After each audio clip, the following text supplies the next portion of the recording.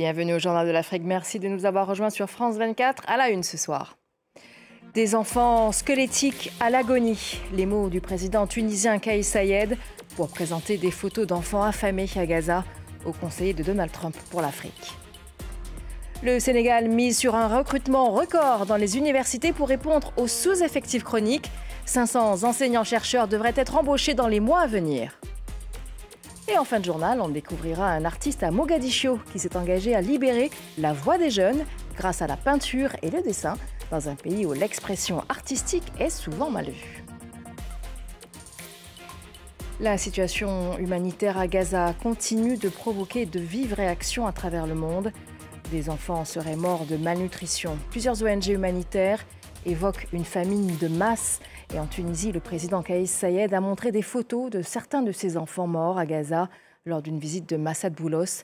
Des enfants squelettiques à l'agonie, selon ses mots, au conseiller Afrique de Donald Trump, Lilia Blaise.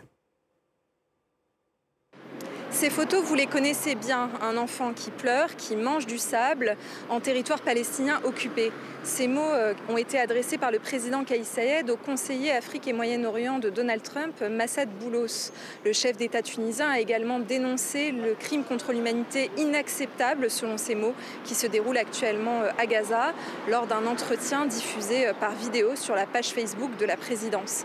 Alors le conseiller de Donald Trump n'a pas réagi dans la vidéo. Il s'est seulement exprimé sur le réseau social X par la suite, qualifiant l'échange avec le chef d'État tunisien de constructif, selon ses mots.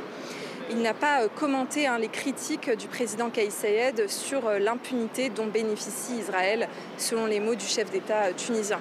Alors sur le plan de la politique nationale en Tunisie, cette position n'a rien de surprenant, puisque le président Kais Saied a à plusieurs reprises dénoncé les massacres en cours à Gaza, selon ses mots, et puis des manifestations en soutien aux Palestiniens se déroulent chaque semaine à Tunis. Côté diplomatie, on n'a pas eu beaucoup d'informations sur le reste des échanges avec le conseiller de Donald Trump. Il devait être question de sujets sécuritaires, migratoires, mais aussi de la situation politique en Libye et de ce qui pourrait affecter durablement l'économie tunisienne, l'augmentation des tarifs douaniers sur les produits exportés vers les États-Unis, une augmentation de 25% qui va entrer en vigueur à partir du 1er août et qui va toucher notamment le secteur de l'artisanat et de l'huile d'olive. Un recrutement déjà qualifié d'historique au Sénégal. 500 enseignants-chercheurs vont être embauchés dans les universités dans les mois à venir. C'est plus que le nombre d'enseignants recrutés ces 10 dernières années. Le pays souffre d'un manque criant d'enseignants et les domaines innovants comme l'intelligence artificielle ou la cybersécurité sont les plus concernés. Les détails de notre correspondant à Dakar, Eliman Dao. Le recrutement de ces enseignants est une vieille requête du syndicat de l'enseignement supérieur du Sénégal. Ce recrutement devrait améliorer l'offre de formation supérieure offerte aux étudiants sénégalais. Le Sénégal, qui ces 2 dernières décennies s'est lancé dans la construction de nouvelles universités sous la houlette des 2 anciens présidents, Abdoulaye Wade et Macky Sall, à l'image de l'université Amadou Mahtar Mbow qui se trouve juste derrière moi. Mais le syndicat de l'enseignement supérieur réclame davantage d'efforts de la part du gouvernement. Nous remercions M. le Président de la République d'avoir bien voulu accepter de recruter 500 enseignants d'un coup, puisque ces 10 dernières années, il a été recruté seulement 410 enseignants. Mais la tâche est immense puisque le déficit est important. Je rappelle qu'il y a 6500 vacataires donc, qui sont là. Et le taux d'encadrement, il est très très faible. Donc il nous faut quand même poursuivre. Nous nous attendions à plus, mais nous prenons ce que nous avons. Mais il faudrait que cet effort-là, de cette année, soit répété l'année prochaine. Si on a 500 encore chaque année, c'est en tout cas une bonne dynamique. Le déficit d'enseignants dans le supérieur au Sénégal touche surtout les zones les plus reculées, mais aussi les secteurs d'enseignement supérieur innovants tels que la cybersécurité, le spatial ou encore l'intelligence artificielle. Et on revient sur cette dernière sortie sur les réseaux sociaux de l'ancien Premier ministre malien Choguel Maïga. S'en est pris aux militaires qui dirigent le Mali en critiquant la décision du chef de la junte de se maintenir au pouvoir sans élection pendant les 5 prochaines années. Serge Daniel, notre correspondant régional, nous a expliqué ce qu'était l'objectif recherché de l'ex-Premier ministre. Vous savez, l'ancien Premier ministre a été la principale personnalité civile de la junte. Il était limogé en novembre 2024 et depuis, il n'est plus rien. Et donc l'objectif aujourd'hui de Choguel Maïga, c'est de dire à la junte, soit vous retravaillez avec moi, soit c'est la rupture et je rentre au sein de l'opposition. Donc il veut rassembler aussi les forces, parce que vous savez, au Mali, tous les partis politiques sont dissous. Disons, le seul opposant autorisé pour le moment à parler, c'est lui, parce que les autres ne peuvent pas parler, les partis politiques sont dissous. Et donc Choguel Maïga, dans sa stratégie, de mon point de vue, c'est qu'il veut rassembler, constituer une force et dire à la junte, vous êtes obligé de travailler avec moi, ou je vais à l'opposition. Mais en critiquant ouvertement, frontalement les militaires, est-ce qu'il ne prend pas un risque? Mais c'est évident. Pour moins que ça, un ancien Premier ministre, Moussa Mara, pour ne pas le citer, a été convoqué par la justice parce qu'il était rendre visite à des détenus d'opinion et il s'est exprimé sur les médias.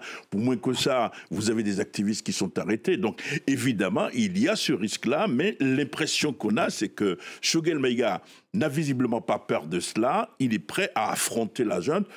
Ses partisans disent qu'il a des dossiers sur la junte. On va voir comment ça va se passer. Mais il prend, je pense, des risques. Mais en politique, comme vous le savez, il faut prendre des risques. Alors, il a laissé entendre qu'il redoutait que la situation au Soudan se réplique au Mali. Alors, il faut rappeler qu'en ce moment, au Soudan, depuis 2023, deux généraux s'affrontent pour le pouvoir. Qu'est-ce qu'il entend par là ? Alors, il a laissé entendre. Ça, c'est très important. Vous savez, ils sont 5 militaires. La junte, il y a 5 chefs militaires. Et il a des préférences au sein des chefs militaires. Et il ne veut pas mettre tous les chefs militaires dans le même groupe. De l'autre côté, il se dit, peut-être qu'il va y avoir une division entre ces chefs militaires et que lui va prendre position. Donc, il s'exprime comme ça pour dire, attention, parmi vous, il y a certains que j'apprécie, il ne cite pas de nom, mais de l'autre côté, c'est aussi une stratégie, de mon point de vue, pour exister politiquement, mais en même temps pour prendre date. Et qu'est-ce que le peuple malien pense de tout ça ?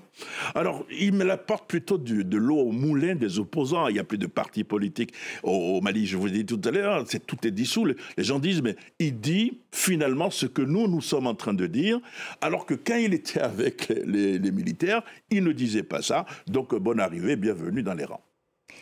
La journaliste indépendante Rosie Piot, ancienne collaboratrice de cette chaîne France 24, est aujourd'hui menacée. En cause, sa récente investigation sur les attentats à la bombe survenus à Brazzaville en 1982. Elle donne la parole aux victimes, toujours en attente de justice. Une enquête qui dérange. Et aujourd'hui, Rosie Piot craint pour sa sécurité et celle de ses proches. L'association professionnelle de journalisme et éthique Congo appelle les autorités à garantir la liberté de la presse.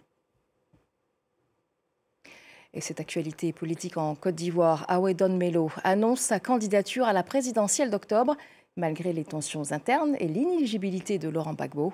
Dans une interview accordée à Jeune Afrique, le numéro 2 du PPA-CI plaide pour une alternative stratégique afin d'éviter la politique de la chaise vide. L'ancien ministre se dit prêt à unir la gauche ivoirienne avec d'autres figures comme Simone Bagbo ou Afin Guessan. Et à présent, il n'est jamais trop tard pour faire du sport. En Ouganda, des femmes âgées de 60 à 80 ans ont décidé de se remettre en forme grâce notamment au yoga ou à la course à pied. Des séances hebdomadaires qui mêlent sport, santé et lien social. L'initiative lancée il y a 5 ans a déjà conquis plus de 1000 participants. Le récit à Diminté. Elles ont entre 60 et 80 ans et bougent avec le sourire. À Jinja, dans l'est de l'Ouganda, ces femmes âgées font de la course et du yoga. Objectif, lutter contre le diabète, l'hypertension artérielle et les maladies cardiaques. Grâce à ces activités, ces femmes ont retrouvé leur autonomie. Mes jambes me faisaient très mal. J'avais des douleurs à la poitrine. Je ne pouvais pas bouger mes mains comme ça. Et même pendant que je dormais, c'était difficile. Aujourd'hui, mes nuits sont meilleures et je peux accomplir toutes mes tâches ménagères. Ce programme a été lancé il y a 5 ans par la Fondation Gaboula Royal. L'organisation mobilise aussi des médecins qui assurent un suivi régulier des participantes. C'était quelque chose de nouveau. Les gens venaient par curiosité pour voir ce qui se passait ici. Et bien sûr, il y a un service pour mesurer leur tension artérielle et leur taux de sucre. Nous leur donnons aussi des carnets pour qu'elles notent leur niveau au départ, afin qu'on puisse les évaluer 3 mois plus tard. Ces activités contribuent à lutter contre l'obésité chez les femmes ougandaises. Ce phénomène a connu une forte progression, passant de 4 à 10% entre 1995 et 2019. Et oui, le sport n'a pas d'âge. À Mogadiscio, à présent, un artiste somalien s'engage à libérer la voix des jeunes à travers l'art. Il leur enseigne la peinture et le dessin, les incitant à canaliser leur créativité dans un pays où l'expression artistique est souvent mal vue. Dans cet environnement difficile, il transforme des rêves en œuvres, ouvrant des portes à une nouvelle génération d'artistes. Laurent Bersécher. Entassés dans un petit atelier à Mogadiscio, des jeunes somaliennes mélangent les teintes, esquissent et dessinent afin de donner vie à leurs idées sur la toile. Elles peuvent compter sur les conseils de leur hôte, l'artiste autodidacte Masla Abdi Dahir, qui s'est donné pour mission de faire fleurir l'art et la créativité dans la capitale somalienne. Tous les 2 mois, j'ai la chance de former 50 étudiants en art. À la fin, je leur remets un diplôme. C'est une forme de reconnaissance. Certains sont uniquement intéressés par la beauté de l'art et d'autres finissent par en faire leur métier. Ces dernières années, l'atelier de Masla est devenu un rare lieu d'expression artistique en Somalie. Au-delà de la théorie et de la technique, le jeune homme veut surtout encourager ses élèves à laisser parler leur créativité et à partager leur vision du monde. Certains ont récemment organisé une exposition de rue à Mogadiscio, exhibant des dizaines de tableaux colorés portant sur des thèmes de paix et d'identité, dans un pays encore marqué par des décennies de conflits. C'est incroyable de voir que nos jeunes ont peint ces magnifiques tableaux. Ce ne sont pas de simples peintures, ces toiles expriment des émotions et de l'amour. L'art et la peinture sont souvent perçus avec méfiance en Somalie, pays où les traditions orales et le conservatisme religieux ont longtemps dénigré les formes visuelles d'expression. Des idées reçues que Masla espère aujourd'hui déconstruire à travers ses pinceaux. Et c'est ainsi que nous refermons notre journal de l'Afrique. Merci de l'avoir suivi. L'actualité continue sur France 24.